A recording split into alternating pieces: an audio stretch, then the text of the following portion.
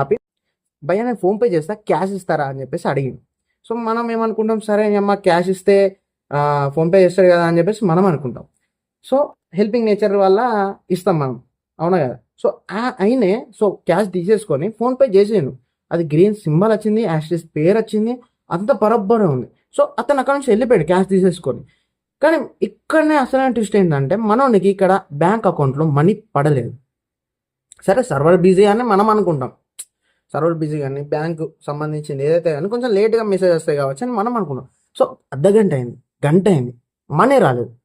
So అక్కడ ఏం జరిగిందంటే అది ఒక ఫేక్ ఫోన్పే అకౌంట్. అది అంటే ఫేక్ అంటే ఎస్పెషల్లీ ఇది నేను అది చెప్పిన తర్వాత నేను యూట్యూబ్లో వీడియోస్ చూసాను. ఏంటంటే ఒక సేమ్ ఫోన్పే లాగానే ఒక యాప్ ఉంటుంది. సో దాంట్లో నీ నేమ్ ఇప్పుడు నార్మల్ ఫోన్పే లాగా వెళ్ళేసి నీ నెంబర్